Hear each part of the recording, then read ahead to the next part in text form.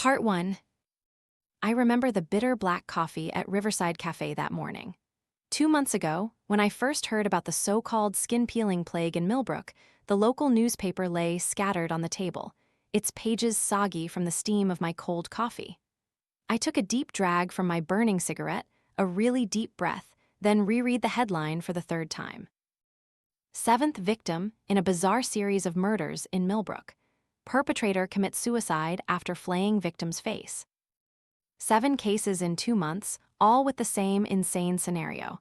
The perpetrator flayed the victim's entire face, chewed it like jerky, then used a razor to slit their own throat until death. No clear motive, no connection between the perpetrators, they just did it. More coffee, sir. I looked up at the waitress. Sarah, her name tag read. Around 20, neat brown hair, tired blue eyes typical of someone working late shifts. She looked at me with a mix of curiosity and apprehension. Probably because I'd been sitting there for 3 hours, ordered only 1 coffee, but smoked an entire pack of cigarettes. Yes, please, thank you. I pushed my cup towards her. Do you know anything about these cases? Sarah poured the coffee, her hand trembling slightly. Who doesn't? The whole town is in a panic. My mother won't let me out after 8 p.m. What do you think about them? I think, she paused, looking around the nearly empty cafe, where only an old man sat in a corner reading a newspaper and a middle-aged couple argued softly about money. I think something unnatural is happening here. Those people. They aren't the type to do something like that. I nodded, taking another puff of my cigarette. Right, she continued. I've looked through the files of all 7 perpetrators. Marcus Webb, 32, software engineer, no criminal record. Elena Rodriguez, 28, nurse, volunteered at a children's hospital. David Park, 45, high school teacher, beloved by his students. The list goes on and on. Normal people, no abnormal signs, suddenly turned into monsters, then ended their own lives. Who are you? Sarah asked. I've never seen you around here before. I considered her, thinking this girl could be useful. In cases like these, information from locals is often more important than official reports. My name is Maximus Kane, I said. I'm a private investigator of sorts. That wasn't entirely true, but it wasn't a lie either. I don't work for the police, the FBI, or any government agency. I work for those who can pay to solve problems that ordinary law cannot touch, unusual problems. This case is different from anything I've seen before, I continued. Maybe you can help me understand this town better. Sarah looked around again, then pulled up a chair and sat opposite me. Millbrook used to be a peaceful place. Everyone knew everyone. Kids played outside until late, doors didn't need to be locked, but since these cases started. When exactly did they start? About 2 months ago. The first case was Miss Henderson. She was 72, lived alone with her cats. Tim Brewer, the paperboy, did it to her. No one understood why. Tim was a good kid, just graduated high school, about to go to college. I made a note in my notebook. Did anything unusual happen before the first case? Accidents, strange phenomena, strangers appearing. Sarah frowned. Do you believe in supernatural things? That question made me stop writing. In my 33 years of life, 2 of which were spent hunting things most people believe only exist in fairy tales, I'd learned one thing: always believe in the supernatural. I believe, I said. What did you see? About a week before Mrs. Henderson died, a strange child appeared in town. No one knew where it came from. It just wandered everywhere, especially in dark places. People said it was about 10-12 years old, but there was something wrong with it. The way it moved, the way it looked at people. And Sarah stopped, trembling. Its face looked like it was sewn together from different pieces. I felt a chill run down my spine, not from fear, I was too accustomed to that feeling, but from recognition. These cases weren't caused by humans.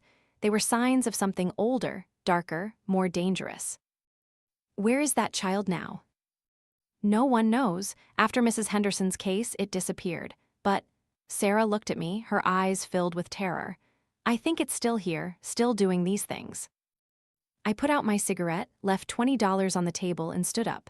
Thank you, Sarah. You've helped me a lot. What will you do now?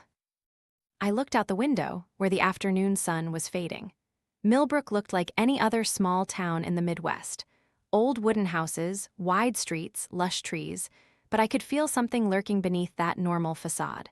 Something hungry, hateful, and extremely dangerous. "I'll find it," I said, "and I'll stop it." As I walked out of the cafe, I couldn't help but think of my sister, Rebecca Kane. 2 years ago, she died in a similar case in Portland. The police ruled it a regular murder-suicide, but I knew the truth. I knew the perpetrator, a close friend of Rebecca's from college, had been controlled by something. Something I had spent the last 2 years trying to understand, to hunt. I pulled another cigarette from the pack, letting the gray-brown smoke mix with the afternoon air. The Millbrook cases weren't random.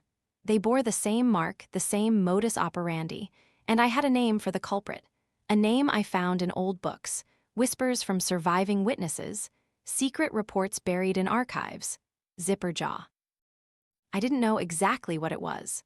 A demonic entity, a vengeful spirit, or something even worse, but I knew it killed people in a very specific way, turning them into mindless puppets, forcing them to commit horrific acts before ending their own lives. And now it had come to Millbrook. As I walked back to the small hotel where I was staying, I felt like someone was watching me. I turned to look but saw only empty streets, indifferent houses with warm yellow lights in their windows, but the feeling was still there. A pair of eyes watching, a presence lurking. I lit my fourth cigarette of the day and continued walking. It didn't matter. I was used to being hunted. In this line of work, the line between hunter and prey is often very thin. My hotel room was small and musty, with faded brown wallpaper and the smell of stale cigarette smoke deeply ingrained in everything. I opened my suitcase and took out the files I had collected over the past 2 years. Crime scene photos, autopsy reports, articles about similar cases around the world. And amidst all of it, a photo of Rebecca. She was smiling in the picture, her blonde hair blowing in the wind, her blue eyes bright like mine. It was taken on her 28th birthday, just 6 months before she died. I remembered that day. We went camping in Oregon, laughing all night by the fire, telling each other silly stories from our childhood. "I'll find it, Rebecca," I whispered to the photo. "I'll kill what killed you." I spread the files out on the bed, arranging them chronologically. Portland, Oregon 2019. Millbrook, Iowa 2021. But I knew there were many other cases that local police had overlooked or explained away with ordinary reasons. I had a map with red pins marking each location. They formed a strange shape, as if there was some kind of logic behind Zipper Jaw's movements. My phone buzzed. A message from Marcus Chen, a friend who worked at the Portland Police Department. "Max, new case in Millbrook. 8th victim, thought you'd want to know." I looked at the clock. 11:47 p.m. Too late to go to the scene today, but tomorrow morning I would have to go. I needed to see firsthand what Zipper Jaw did to its victims. I turned off the light and lay down on the bed fully dressed. In the past 2 years, I had learned to sleep anywhere, anytime. But tonight, sleep didn't come easily. My mind swirled with images.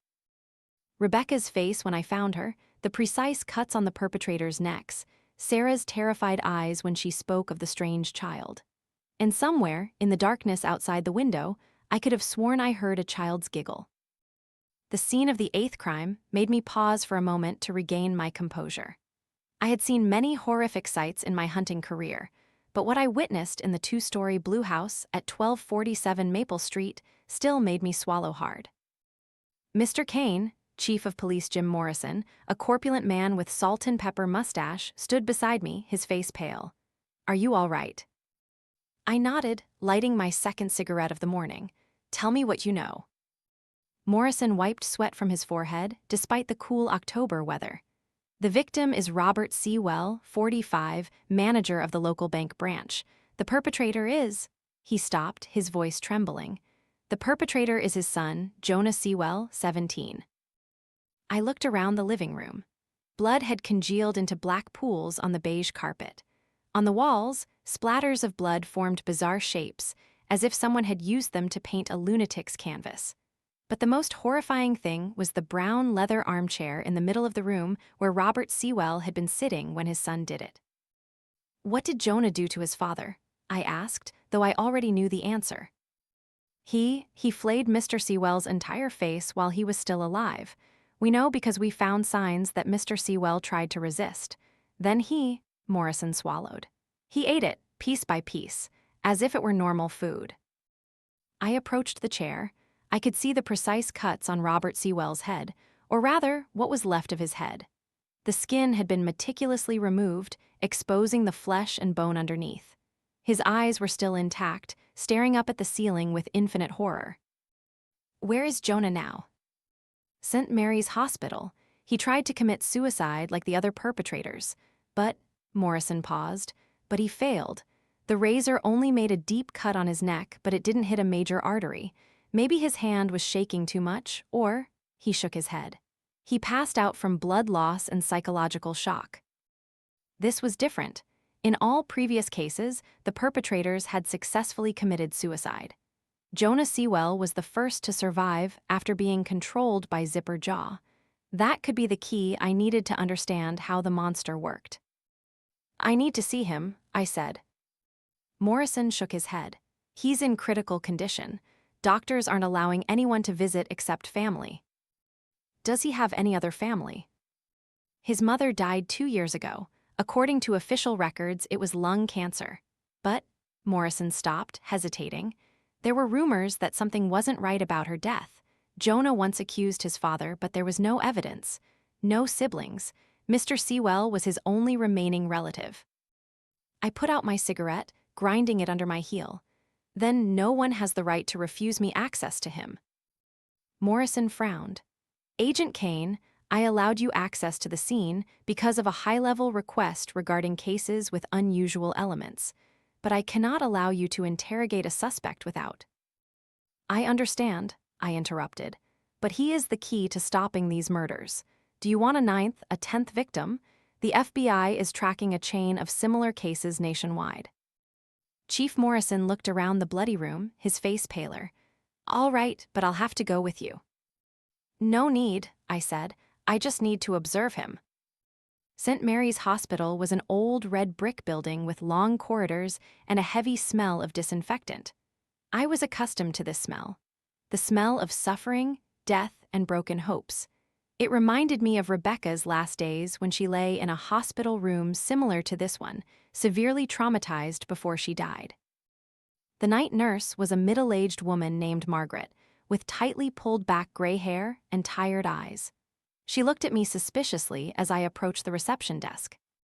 I need to see Jonah Cwell, I said, presenting the fake ID I always carried.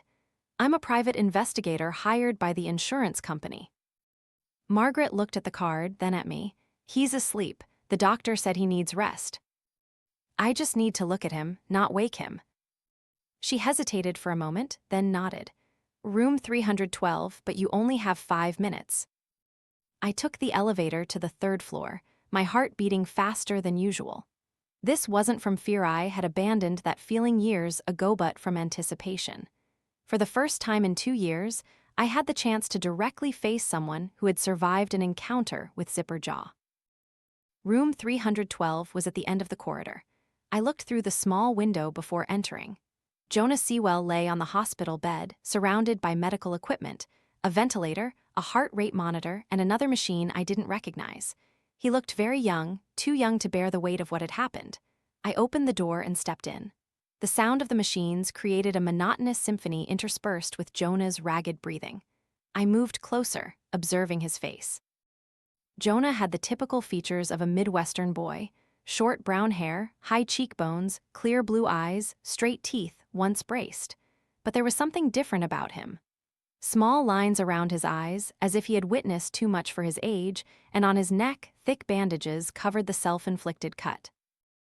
"Can you hear me?" I whispered. Jonah didn't react, but I saw his eyelids flutter slightly. He was somewhere between sleep and wakefulness, a state I had seen in other victims of supernatural phenomena. "I know what you saw," I continued. "I know it came to you, the child with the sewn face." This time Jonah reacted clearly. He flinched, eyes wide, staring directly at me. In his blue eyes I saw pure terror mixed with something else, recognition. Who are you?" His voice was hoarse, strained. "My name is Maximus Kane," I said. "I hunt what did this to you." Jonah tried to sit up, but the medical cables held him back. It's It's still there, I can feel it. I don't know where it is, but it hasn't left. It's waiting. I pulled a chair closer to the bed. Tell me what happened. Jonah looked at me, then down at his hands. I killed my father. No, I said. You didn't kill him. The thing that controlled you did, but I'm still the one who did it. I'm still the one. He stopped, tears streaming down his cheeks. I'm still the one who ate my father's flesh. I stood up and walked to the window. Outside, Millbrook looked peaceful in the afternoon light, but I knew that beneath that ordinary facade, Zipper Jaw was lurking, preparing for its next victim. Jonah, I said, without turning around, I need you to tell me everything from the moment it first appeared. I can't, he whispered. Every time I think about it, I see. He stopped, trembling. I turned to look at him. See what? My father's face, the way he looked at me when I was doing that to him, he didn't understand. He was just in pain and terrified. I walked back to the bed. You have a choice. You can let those memories eat away at you from the inside, or you can use them to prevent the same thing from happening to others. Jonah looked at me, a tiny spark of hope in his eyes. Can you kill it? I don't know, I admitted, but I will try, and I need your help. He looked around the room as if searching for something. I don't want to be alone. When I'm alone, I can hear it. Hear what? Singing, a lullaby, like my mother used to sing when I was little. I felt a chill run down my spine. Rebecca had also mentioned a lullaby in her final days. Before she died, I thought it was just a hallucination from the painkillers. Can you sing it? Jonah shook his head. I don't dare. Every time I try to recall the tune, I see it standing in the corner of the room, watching me. I looked towards the corner he was pointing at. There was only darkness and a medical supply cabinet, but I could feel something, a cold presence watching. I'll stay with you, I said, at least for tonight. Do you really believe you can kill it? I lit a cigarette, despite the hospital regulations. I've encountered things like this before. They can be killed, you just need to know how. How? That's what I need to find out. Jonah closed his eyes. I'm tired. Sleep, I said. I'll watch. But just as he began to drift off, I heard something. A faint sound, almost imperceptible. A child's soft giggle coming from the hallway outside. I walked to the door, opened it, and looked out. The hallway was empty, only cold fluorescent lights and the smell of antiseptic. But at the end of the corridor, near the emergency exit stairs, I saw a small figure. A child standing there with its back to me. It wore a dirty white dress, its long hair disheveled. And when it turned to look at me, I saw what Sarah at the cafe had described. A face sewn together from different pieces, with crude stitches and soulless eyes. Zipper Jaw had found us. I pulled my Glock 19 from my jacket, a weapon I was still allowed to carry thanks to a special permit from my FBI days.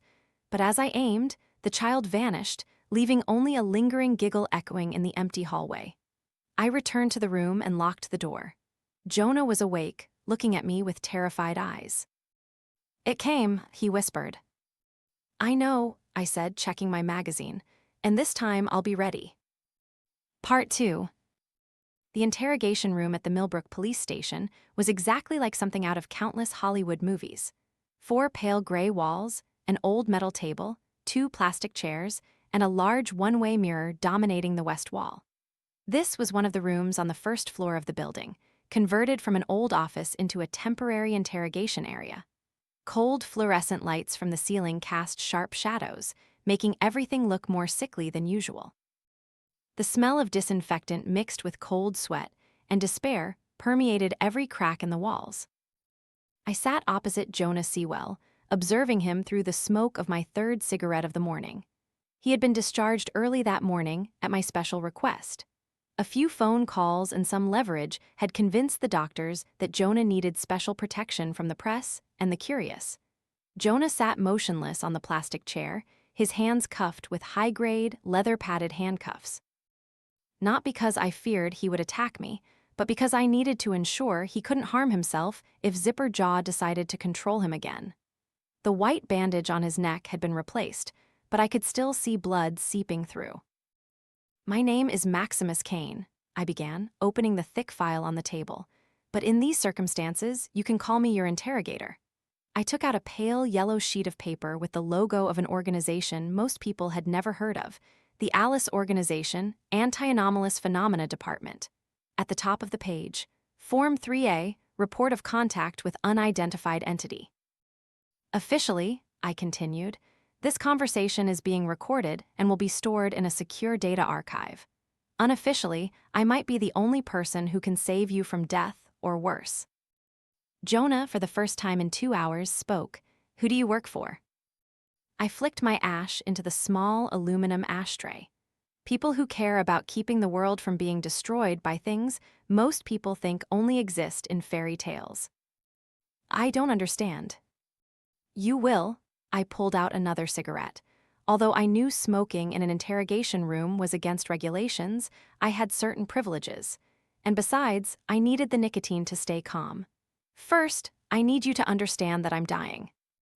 Jonah looked at me in confusion. What? Lung cancer, stage 4, I said casually, as if talking about the weather. Doctors say I have about 6 months, maybe less if I keep smoking. I took a long drag from the cigarette. This means I have nothing to lose. I don't care about my career, my reputation, or even my life. I only care about finding and destroying the thing that killed my sister. Your sister? Rebecca Kane, 2 years ago in Portland. Same pattern. Perpetrator flayed the victim's face, ate it, then committed suicide. Except Rebecca was my sister, and I've spent the last 2 years trying to find out exactly what killed her. I opened the file and took out a stack of black and white photos.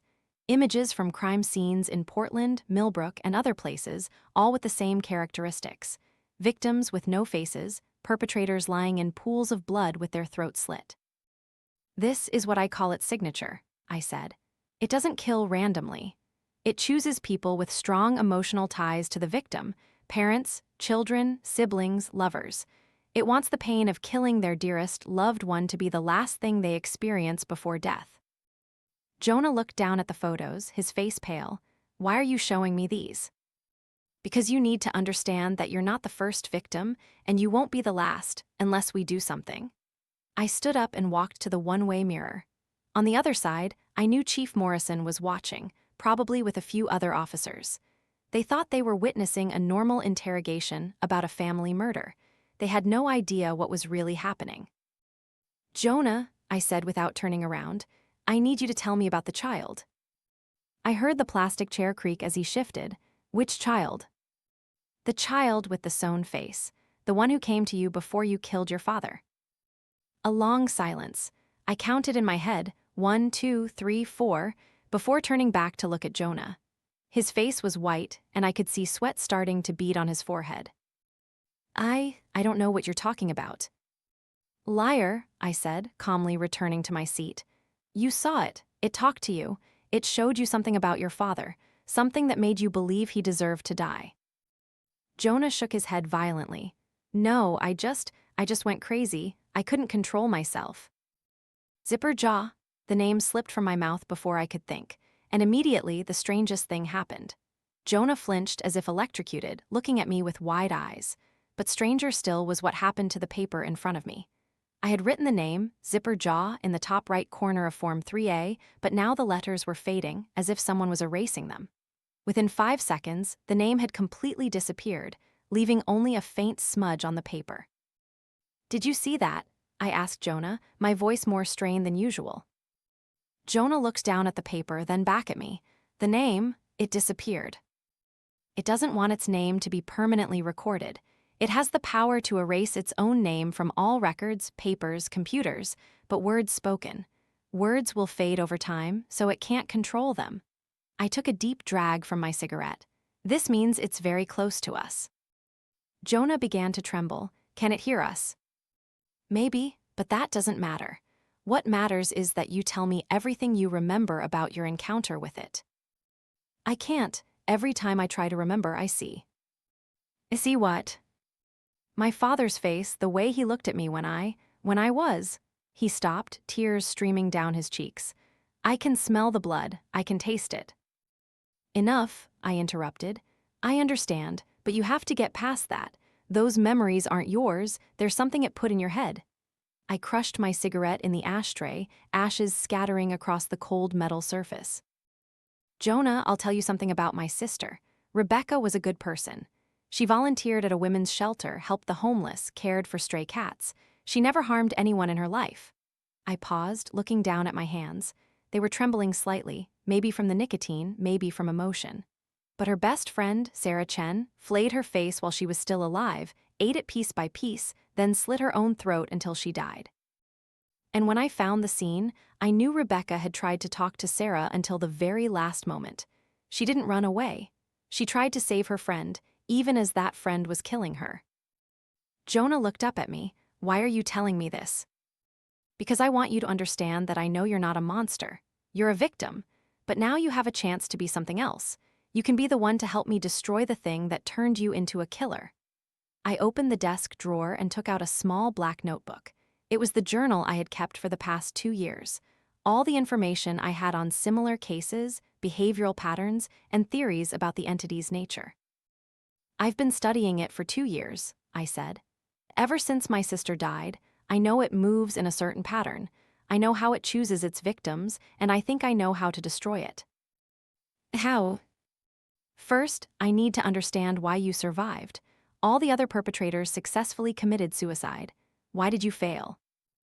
Jonah looked down at the bandage on his neck. I don't know. I remember holding the razor. I felt it cut into my skin. But then...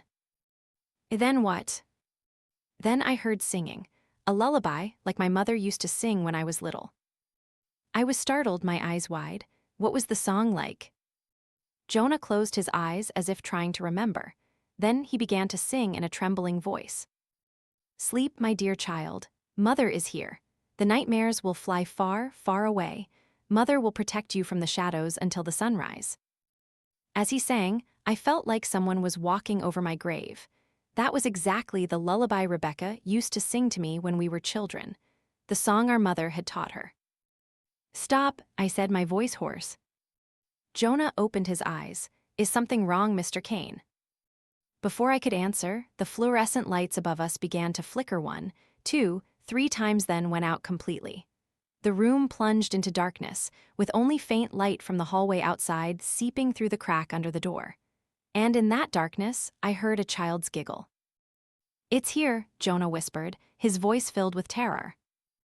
I pulled out my Glock from my jacket, preparing for the worst. But when the lights came back on, the room was empty as before. Except for one thing, on the metal surface of the table, someone had written a message in something red and viscous. I remember you. And right below that, another name written in the same red liquid. Rebecca. After discovering the blood message on the table, I requested Jonah be moved to a safer room. Record storage room number 3, in the police station's basement, had been converted into a temporary holding cell, with only one entrance and equipped with a 24-hour surveillance camera system. I didn't trust conventional security measures against an entity like Zipper Jaw, but at least they could provide an early warning. The room was small and uncomfortably cozy in a way only detention facilities can be. Cold concrete walls painted gray, a metal table bolted to the floor, 2 plastic chairs, and a single flickering fluorescent light on the ceiling. The smell of bleach mixed with sweat and despair created a suffocating atmosphere. Jonah sat on the chair opposite me, his hands still cuffed, but this time with ordinary handcuffs. The bandage on his neck had been replaced, but I could still see blood seeping through in a few places. His face was pale, his eyes sunken like someone who hadn't slept in days. Mr. Kane, he said, his voice hoarse, I need to tell you something. I lit my 6th cigarette of the day, though the clock hadn't even struck noon. Go on, about your mother, how she died. I sat up straight. According to the records I had collected, Linda Cwell had died of cancer 2 years ago. But something in Jonah's tone told me the story was more complicated than that. Lung cancer, I said. That's what the official report said. Jonah shook his head. No, my mother never smoked. She hated the smell of cigarettes. She wouldn't even let my father smoke in the house. My mother died because my father poisoned her, but the official papers say lung cancer, so my father killed her. The words fell into the silent space like stones dropped down a deep well. I stared at Jonah, searching for signs of deceit or delusion, but saw only painful sincerity in his eyes. Do you have proof? I saw him do it. Jonah looked down at his cuffed hands. My mother was sick, but not with cancer. She had severe pneumonia and needed to be hospitalized for a while. I visited her every day after school, and one day I saw my father. He was pouring something into my mother's IV bag.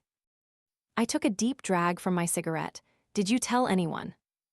I told the doctors, the nurses, even the police, but no one believed me. They said it was just stress because my mother was sick. They said I was imagining things, and then your mother died. And then my mother died, Jonah repeated, tears starting to fall. And suddenly my father had enough money to pay off all his debts, buy a new car, renovate the house all from my mother's life insurance. I crushed my cigarette in the ashtray. The pieces were starting to fit together. Zipper jaw wasn't random. It targeted those with guilt, those who had escaped justice, and it used their loved ones as instruments of revenge. How are you so sure that? I began to say, but stopped when I heard a sound from outside. At first, it sounded like rain falling on the concrete floor, a series of soft, regular asterisk taps. But as I listened closer, I realized it wasn't rain. It was the sound of bare footsteps on the floor combined with another sound, a metallic asterisk hiss like a zipper being pulled up and down. Mr. Kane, Jonah whispered, his face white, do you hear that? I nodded, drawing my Glock and checking the magazine. 15.9 rounds enough to deal with most conventional threats, but I wasn't sure they would be effective against what we were facing. The sound of footsteps stopped right outside the door. The hallway beyond was eerily silent. No talking from officers, no office machinery, not even the hum of the air conditioning. It was as if the entire building had been emptied. Then the power in the entire building cut out abruptly, not flickering like last time, but shutting down completely, plunging us into absolute darkness. In that darkness, I heard Jonah's breathing become quick and shallow, and my own heart pounding in my ears. Don't move, I whispered. Don't say anything. But then a faint light began to seep through the crack under the door, and I saw something that made me want to scream. A figure was standing outside the door. It was the size of a child, about 12 years old, but there was something utterly wrong with its shape. It wore a dress patched together from various fabrics: blue denim from jeans, white chiffon from a wedding dress, floral patterns from pajamas, all crudely sewn together with red thread. Its long hair was soaked, dripping onto the floor with the tap-tap-tap asterisk sound we had heard. But the most horrifying thing was its hands. They weren't from the same person. The right hand looked like that of an 8-year-old boy, small and delicate. The left hand was larger, perhaps from a 12-year-old girl, with long fingers and small cuts all over the skin. Mr. Kane, Jonah whispered, his voice trembling, it's looking at us. And indeed, although we couldn't clearly see its face in the darkness, I could feel its eyes staring at us through the crack in the door. Cold, emotionless eyes like a doll's. Then it began to speak. No, not speak. Multiple voices at once, like a distorted choir. I recognized some of them: Marcus Webb, Elena Rodriguez, David Park, and other perpetrators from previous cases, the ones who had died after being controlled by it. Robert deserved to die, the voices whispered. Robert killed Linda. Robert poisoned his wife for insurance money. Jonah burst into tears. No, I don't want to hear. Robert thought he was clever, the voices continued. Robert thought he got away with it, but we know the truth. We always know the truth. I tried to control my voice. What do you want? The figure outside the door turned towards me. Maximus Kane, you've been looking for me for 2 years. Now I'm here. You killed my sister. I avenged your sister, Zipper Jaw corrected. Sarah Chen betrayed Rebecca. Sarah lied to Rebecca about the man they both loved. Sarah deserved to die. I felt like someone had punched me in the stomach. Lies. Rebecca cried when she learned the truth. Rebecca cried when she found out her best friend stole her lover, and Sarah laughed. Sarah laughed when she saw Rebecca's pain. No, I whispered. I only bring justice, Maximus. I only punish those who deserve it, like I did with Robert, like I will do with you. Jonah suddenly stood up, despite his cuffed hands. I don't want to hear anymore. I don't want to hear. The figure outside the door turned towards him. But my dear, we're not done. You still owe me one thing. I did what you wanted. I killed my father. But you haven't died. You're still here, still suffering. I want to erase that pain. I realized what it was trying to do. It wanted to finish its work with Jonah, wanted him to commit suicide like all the other perpetrators. But something had prevented that from happening last time, and now it was trying again. Jonah, I said, without taking my eyes off the figure. That lullaby you heard last time, was it your mother singing? I think so. No, the voices from outside the door said. Not Linda. Linda is dead. Linda can no longer protect her child. But I was beginning to understand. That lullaby wasn't created by Zipper Jaw. It was something else, something stronger. The love of a mother, even in death, could still protect her child. Zipper Jaw fed on guilt, hatred, and dark emotions. But pure love, especially a parent's love for their child, was the one thing it couldn't digest. Sing it, Jonah, I said. Sing the song your mother taught you. I can't. Sing it. Jonah began to sing in a trembling voice. Sleep, my dear child. Mother is here. The nightmares will fly far, far away. Mother will protect you from the shadows until the sunrise.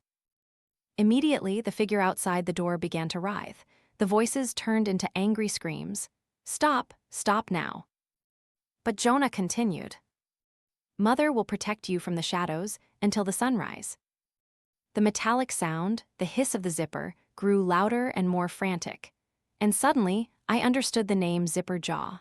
Not because its mouth was like a zipper, but because its entire body was made of different pieces pulled together like a coat. The lights came back on and the figure vanished. But on the concrete floor where it had stood, we could see small, wet marks, not water, but something thicker, darker. Blood. It's gone, Jonah whispered. Not yet, I said, still gripping my gun. It never truly leaves, it's just waiting. I walked to the door, opened it, and looked into the corridor. Empty, only cold, fluorescent lights and the smell of bleach. But on the wall, written in the same red liquid as before, was a new message. It's not over yet. And right below, a message meant only for me. Rebecca is waiting for you, Maximus. I closed the door and turned back to Jonah. He was looking at me with terrified eyes. What do we do now? I lit my 7th cigarette of the day, my hand trembling slightly. Now we prepare to fight, because it will come back, and next time it won't just want to talk. Part 3. I need you to tell me everything, I said to Jonah as we sat in the holding cell. The fluorescent lights had been replaced and now shone steadily again. From the very beginning, from the first time you saw it. Jonah looked down at his cuffed hands, then up at me. Do you believe me? I believe you, no matter what you say, no matter how crazy it sounds. I pulled out a cigarette, needing the nicotine to focus. Kid, in the past 2 years, I've seen things that would put most people in a mental institution. Nothing you say can surprise me anymore. Jonah took a deep breath, closed his eyes as if preparing for a leap off a cliff. It started 3 weeks ago, Jonah said. For me, anyway. I know this plague started 2 months ago with others, but for me, for my family, it started 3 weeks ago. I was live streaming on Twitch. I usually play games in the evening. I had about 200 regular followers. Not a huge number, but enough to earn some pocket money. I nodded. This generation and their technology. For me, broadcasting one's personal life on the internet was still strange, but I understood it was how they connected with the world. I was playing a horror game, *Silent Hill, Shattered Memories*. One of my regular viewers started chatting strange things. How strange? He said he could see someone standing behind me on camera. At first, I thought he was joking. Viewers often do that to scare streamers, but then others started saying they saw the same thing. Jonah paused, trembling. I turned around, but I didn't see anything. My room was empty as usual, but in the chat, everyone was panicking. They said there was a child standing right behind my chair, and it was looking directly at the camera. I felt a chill run down my spine. Did you rewatch the video? I tried, but when I saved the live stream and watched it back, there was nothing. Just me sitting alone, playing the game. As if it only existed in real time, couldn't be recorded. This aligned with what I knew about supernatural entities. They often existed at the boundary between reality and unreality, only visible under specific conditions. What happened then? I turned off the stream and went to bed, but in the middle of the night I woke up hearing a knock at the door. Jonah looked up at the ceiling, as if trying to recall every detail. It was about 3 a.m. My father was sound asleep. He usually drank a lot in the evening, especially on the anniversary of my mother's death. I thought maybe it was a neighbor, an emergency, but it wasn't. Jonah shook his head. When I looked through the peephole, I saw a child standing outside the door. It looked badly hurt. How hurt? Its clothes were torn, blood on its face, and it was crying. It looked like a lost child needing help. Jonah paused, swallowing hard. I knew I shouldn't open the door. My mother taught me never to open the door to strangers at night. But you opened it. I opened it. Tears began to stream down Jonah's cheeks. And as soon as I did, I knew I had made a terrible mistake. I crushed my cigarette in the ashtray. It changed. Not immediately. At first, it still looked like an injured child. It came in and said thank you for helping. Its voice was very soft, like a whisper, and it knew my name. It said, "Thank you, Jonah, you're a good boy, not like your father." I sat up straight. It talked about your father right from the start. Yes, and when I asked it how it knew my father, it just laughed, a laugh I'll never forget, like breaking glass. Jonah wiped his tears with the back of his hand. Then it started to change, not change shape but change nature, as if the disguise was dissolving. I could see that its clothes weren't really torn. They were deliberately patched together, and the blood on its face, it wasn't fresh blood. Old, dried blood like dark red lipstick streaks, and its eyes. Jonah trembled. Its eyes weren't real eyes. They looked like doll's eyes, made of glass or plastic, and they couldn't close. I lit another cigarette, needing the nicotine to stay calm. What did it tell you? It told me to sit down, then it started telling me the story of my mother, how she really died. It told you what you suspected. More than that, Jonah looked directly into my eyes. It told me in detail. It said my father had started poisoning my mother when she was still at home, before she was hospitalized. A little bit at a time, added to her food, her tea, her vitamin supplements. Just enough to make her sick, but not enough to kill her right away. Why? To get her sick, so everyone would think she'd been ill for a long time before she died. And when she went to the hospital, my father continued to poison her through her IV, but this time with a stronger dose. I felt nauseous. I had seen many heinous crimes in my career, but a husband slowly murdering his wife for money still made me shudder. How did it know these details? I asked the same thing, Jonah said, stopping as if daring not to continue. What did it say? It said it was there. It watched everything. It said it always appears where there is injustice, where evil people escape punishment, and it waits. Waits for what?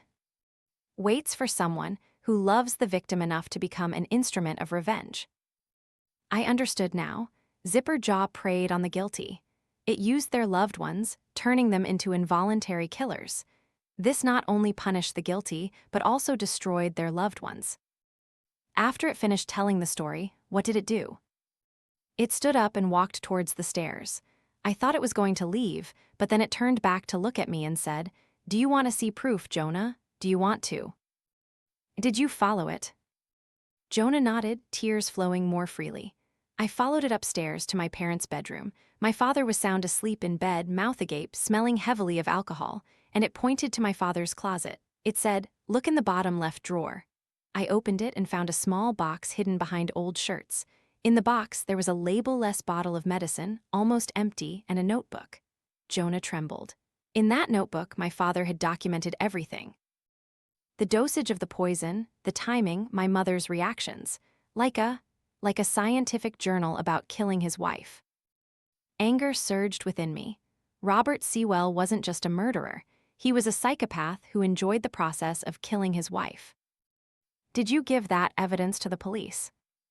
I intended to, but when I turned back to look at it, the child, it had completely changed. Its face was no longer the face of a child. It was a combination of many different faces sewn together with red thread. The eye of a baby girl, the nose of a boy, the mouth of someone else entirely. And that mouth, Jonah shivered. That mouth had a zipper instead of lips. I swallowed, Zipper Jaw. Yes, and when it opened its mouth, pulling the zipper down, I could see inside only darkness. No teeth, no tongue, just a black void. It said, "Now you know the truth, Jonah. Do you want to avenge your mother?" And God forgive me. I said yes. Jonah sobbed. I said yes. I wanted my father to pay for what he did to my mother. And after that, I don't remember anything. The next thing I remember is waking up on the living room floor, my hands covered in blood, and my father. My father sitting in that chair with no face. Jonah looked straight into my eyes. But the most horrible part wasn't that I killed my father. The most horrible part was that throughout it all, a part of me liked it, liked killing him, liked that he was finally suffering the pain my mother suffered, liked seeing the fear in his eyes as he realized what was happening. Jonah shook his head. "I'm a monster, Mr. Kane. I'm a monster just like it." "No," I said firmly. "You are not a monster. You are a victim. It exploited your pain and anger. It turned you into a weapon, but I'm still the one who did it. Under its control is different." I stood up and walked to the small window of the room. Outside, Millbrook still looked peaceful, but I knew that zipper jaw was still there, lurking in the shadows. "Jonah, I need you to understand one thing. You might be the key to destroying it." "How?" "You're the first person to survive after being controlled by it. Something prevented you from committing suicide. I think it was your mother's love, expressed through the lullaby. But my mother is dead. Her body is dead, but her love for you is still there. And that might be the only weapon that can defeat Zipper Jaw." Jonah looked at me with hope in his eyes for the first time since we met. "You think we can kill it?"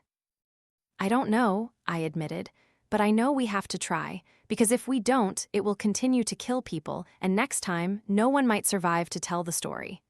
I turned to look at Jonah. "Are you ready to fight with me?" Jonah nodded, determined. "For my mother, and for everyone else it will kill if we don't stop it." "Good, because I have a feeling the real battle is about to begin." As if to prove my words, the lights in the room began to flicker, and we heard a distant giggle echoing from the hallway outside.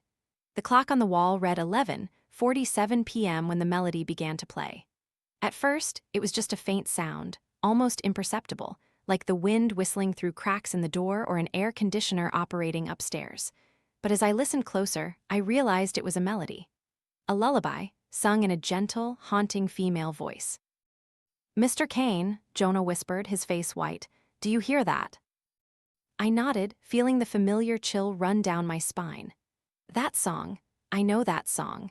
Not just because Jonah sang it to me a few hours ago, I knew it from long ago, from childhood memories I had tried to bury.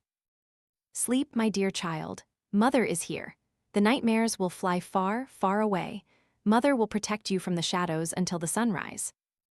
The singing became clearer, seeming to come from everywhere at once, from the walls, from the ceiling, from the smallest cracks in the room.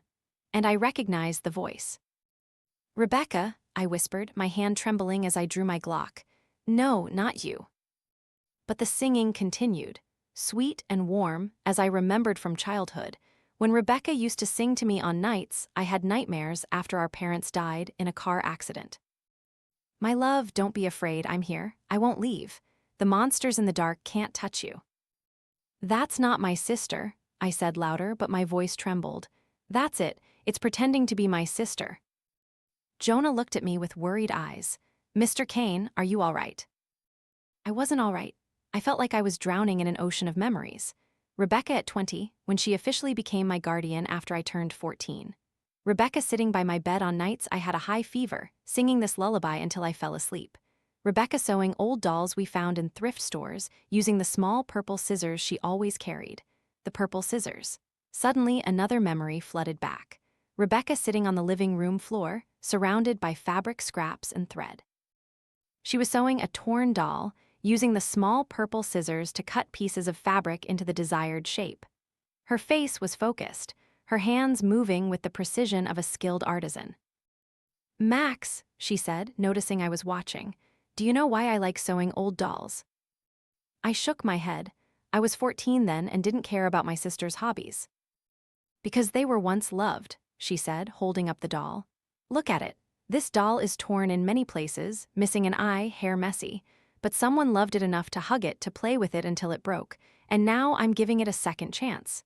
She smiled, using the purple scissors to cut a small piece of fabric. We all need a second chance, Max, even things that seem beyond repair. The memory faded as I heard the metallic scraping sound again, the familiar sound of a zipper being pulled up and down.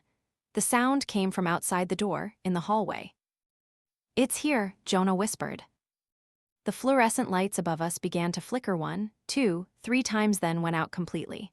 The room plunged into absolute darkness, with only faint light from the hallway seeping through the crack under the door. And in that light, I saw its silhouette. Zipper Jaw was standing right outside the door. But this time, it wasn't trying to hide its true nature. I could clearly see its face, a patchwork of different pieces. One blue eye of a baby girl, one brown eye of a boy, a nose belonging to a completely different child. All crudely sewn together with thick red thread. But the most horrifying thing was its mouth. Instead of lips, it had a metal zipper running from one corner of its face to the other. And that zipper was slowly opening, producing the grinding metallic sound we had heard. "Maximus," it said. Its voice was a blend of many different voices, children, adults, male and female. "I've missed you so much." "You're not Rebecca," I said, my voice firmer than I felt. "Don't you dare impersonate my sister." "But I am Rebecca," it giggled. "I am all the ones who died for you, Rebecca, Sarah, and so many others you will meet." The zipper on its mouth opened wider, revealing a black void inside, and from that void, the singing continued. "Come to me, my love, Max. I will erase all suffering in a place where we will be together forever. No more fear, no more loneliness." My head reeled. Memories of Rebecca became more vivid. She taught me how to tie my shoelaces. She protected me from bullies. She hugged me and sang this lullaby whenever I had nightmares. "Mr. Kane," Jonah yelled, "don't listen to it." But the singing was too enchanting, too much like Rebecca. I could see her in my imagination, sitting by my bed with her small purple scissors in hand, smiling at me like she used to. The metallic sound of the zipper grew louder, more frantic, and suddenly the room door burst open with a loud bang. Zipper Jaw stepped in, and for the first time, I could clearly see its entire form. It was as tall as a 12-year-old child, but its body was made up of parts from many different people. Its right arm belonged to a slender girl with pink nail polish. Its left arm was larger, belonging to a boy with scratches and scars on his skin. Its legs were also mismatched, one long, one short, making it walk with a strange gait. And its eyes, one was a blue glass doll's eye, completely emotionless. The other was a real brown eye, but filled with malice and hatred. "You've searched for me for so long, Maximus," it said in Rebecca's voice. "Now we can be together forever." I raised my gun, my hand trembling. "You killed my sister." "I freed your sister," Zipper Jaw corrected, "just as I will free you." It stepped closer, and I could smell it. The scent of decaying flesh, old blood, and something else. Something sweet and terrifying. The smell of candy and children's perfume. "Jonah," I said, without taking my eyes off Zipper Jaw, "sing the lullaby now." "I can't." "Sing it." Jonah's voice rang out. "Sleep, my dear child. Mother is here. The nightmares will fly far, far away." Immediately, Zipper Jaw recoiled. All the faces on its body screamed at once. The zipper on its mouth produced a metallic shriek. "Stop, stop now." But Jonah continued. "Mother will protect you from the shadows until the sunrise." I saw my chance and pulled the trigger. The gunshot echoed in the small room, and the bullet struck Zipper Jaw squarely in the chest. But instead of falling, it just took a step back, looking down at the bullet hole with curiosity. "Pain," it said calmly, "but not enough to kill me." I fired 2 more shots. Both hit their mark, but Zipper Jaw only giggled, black blood dripping from its wounds. "You can't kill what's already dead, Maximus. You can only join us." It lunged at me with incredible speed. I stumbled back, but the room was too small. Its patchwork fingers touched my collar, and I felt an icy cold seep through the fabric. But then Jonah yelled, "Purple scissors, Mr. Kane, the purple scissors." I didn't understand at first, but then the memory flooded back. Rebecca and the small purple scissors she always used to sew dolls.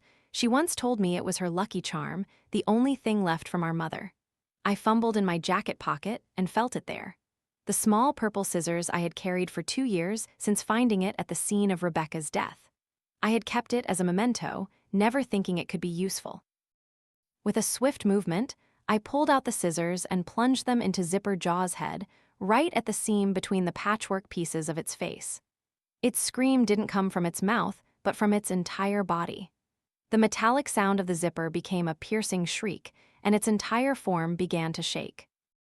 "No," it screamed. "You can't, I am immortal." But the purple scissors were no ordinary weapon. They were imbued with Rebecca's love and memories, the purest emotions a human could possess.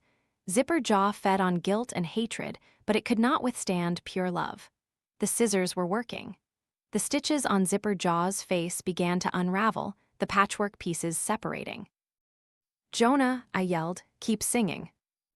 Jonah sang louder, his voice no longer trembling. "Sleep, my dear child, no need to fear, Mother's love will protect you. No matter how dark the shadows, the light will always win."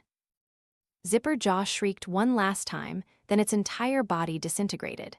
The patchwork pieces scattered across the room, then vanished like smoke, leaving only the echo of the lullaby and the scent of jasmine, the perfume Rebecca used to wear.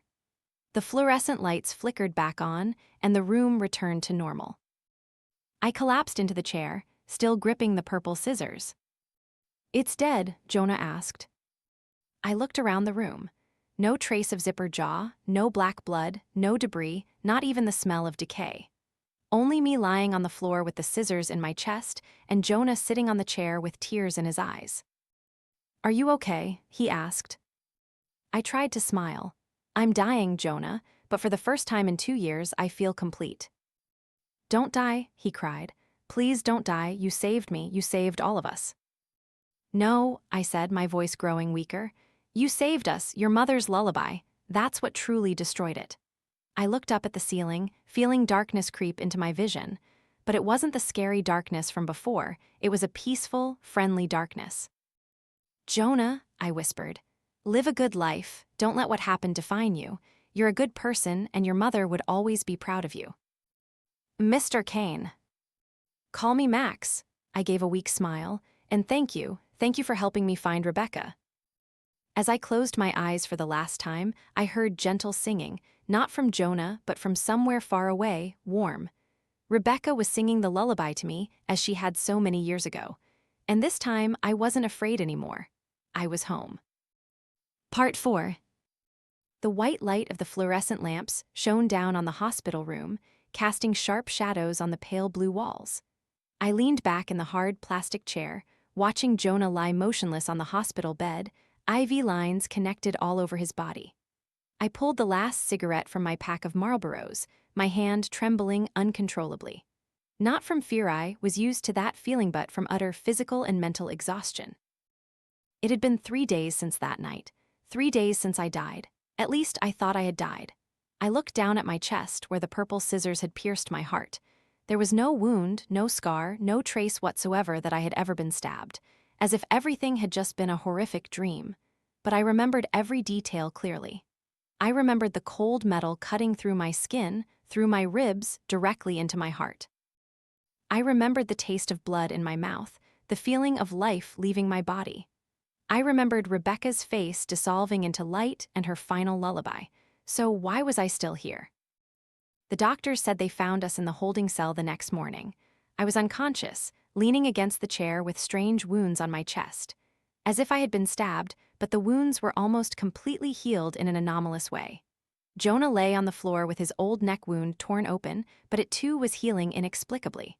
The doctors called it accelerated healing, possibly due to psychological trauma or unknown environmental factors. There were no traces of a fight, no fresh blood, no bullets, no purple scissors. The room was perfectly normal. Chief Morrison said the plague was over. No more murders, no more perpetrators flaying victims' faces and committing suicide.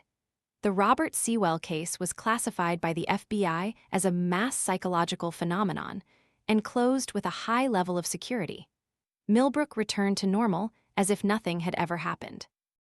But I knew something had happened. I could feel it in the air. A subtle shift, as if reality had been twisted and rearranged in a different way. Mr. Kane. I turned to see Nurse Margaret standing at the door, her face looking worried. What is it? I asked. Jonah is awake. He wants to see you. I put out my cigarette and walked to the hospital bed. Jonah lay looking up at the ceiling, his eyes empty and distant. When he saw me, he turned, and I saw something that made my heart pound. Jonah's eyes were no longer blue. They were brown, dark brown, almost black. Hello, Max, he said, his tone completely different from before, colder, more malicious. Jonah, I whispered, my hand instinctively reaching for the gun in my jacket. He smiled, a smile I had seen before, on the patchwork face of Zipper Jaw. He's not here anymore, Jonah said in his own voice, but with the cadence of something else. He's been gone for a long time. I drew my gun, pointing it straight at his head. You're dead, I killed you. You killed my old form, it said through Jonah's mouth. But I found a new form, a better, younger form with many years for me to enjoy. No, I gasped. It can't be, the scissors, the lullaby, all of that. All of it was real, Zipper Jaw said through Jonah's mouth. But you forgot one important thing, Max. I don't just feed on people, I feed on souls. And when you sacrificed yourself to save everyone, you opened a door I could slip through. I felt the world around me begin to spin. My sacrifice freed the victims, I saw them freed. Oh, they were freed, it giggled. But I needed to replace them with something. And your soul was so sweet, I couldn't refuse. I looked down at my hands and saw something horrifying. My skin was beginning to become translucent. I could see the veins, the muscle fibers, and the bones underneath. I was dissolving, slowly disappearing. You're becoming a part of me, Max, Zipper Jaw explained. Your wisdom, your experience, all of it will become mine, and I will use it to become more perfect. No, I whispered, but the gun in my hand was also becoming ethereal. Yes, it said, and the best part, no one will suspect. Jonah Cwell, the poor boy who killed his father under the monster's control, who wouldn't sympathize with him, who wouldn't want to help him. I tried to move, but my legs no longer obeyed me. They were dissolving like mist. I will live in this body for many years, Zipper Jaw continued. I will grow up, get married, have children, and when my children are old enough, it laughed, the sound like breaking glass. I will teach them how to hunt, how to find the guilty, how to exact revenge. Rebecca, I whispered, trying to cling to my last shred of consciousness. Rebecca, I need you. But there was no response. Only Zipper Jaw's laughter and the feeling of me sinking into darkness. Nurse Margaret entered the room with a tray of medication, stopping when she saw Jonah sitting up in bed. Oh, you're awake, she said with a smile. How are you feeling? I feel different, Jonah replied with an innocent smile, as if I've been reborn. That's good news, you've been through a lot. Margaret looked around the room. Where did Mr. Kane go? He was just here. Mr. Kane, Jonah tilted his head, looking confused. Who's that? Margaret frowned. The man who's been here with you for the past 3 days. He said he was a private investigator. I'm sorry, Jonah said, his voice sincere. I don't remember anyone named Kane. Maybe it was a hallucination from the medication. Margaret nodded slowly, still looking confused. Perhaps, psychological trauma can cause strange phenomena, or maybe... She stopped, as if trying to recall something at the edge of her memory. Odd, I also feel like someone was here, but I can't quite remember. Maybe it's just work stress. After she left, Jonah lay down and closed his eyes. A small smile played on his lips. Thanks for everything, Max, he whispered. You made this so much easier. And don't worry, I only erased the memories of you, the memories of me. Those will remain, vague like nightmares they can't explain. 2 weeks later, Jonah Cwell was declared not criminally responsible due to severe mental disorder. Instead of incarceration, he was placed in a special psychological treatment program and relocated to live with a foster family arranged by the FBI in Oregon as part of a witness protection program due to the unusual nature of the case. A kind couple with 2 young children. On his first day in his new home, Jonah sat at dinner with the family. The older son, Tommy, 8 years old, was talking about his school day. And then Jessica said she saw a strange child on the playground, Tommy said. The child kept staring at her, but when she turned to look, it disappeared. Jonah stopped eating, looking at Tommy with sudden interest. What did that child look like? Jessica said it looked strange, like it was pieced together from different parts. Jonah smiled faintly, the sound clear like a normal boy, but in his dark brown eyes something else glittered. How interesting, he said. Very interesting. That night, when everyone was asleep, Jonah stood by his bedroom window, looking out at the dark garden. In the shadows, he could see small figures playing. Children with patchwork faces, sewn together with red thread. They were waiting for instructions from their new teacher. And from the old radio in the corner of the room, a familiar lullaby began to play. Sleep, my dear child. Mother is here. The nightmares will fly far, far away. Mother will protect you from the shadows until the sunrise. But this time, it wasn't the voice of a loving mother. It was the distorted voice of Maximus Kane, blended with hundreds of other voices. All the victims' zipper jaw had collected over decades. Jonah giggled, the sound like breaking glass in the silent night. The hunt was about to begin again. And somewhere, in the space between reality and nightmare, Maximus Kane was still screaming, trying to warn the world about what was coming. But no one could hear the screams of a man who never existed. The skin-peeling plague had ended in Millbrook, but in Oregon, children were beginning to disappear.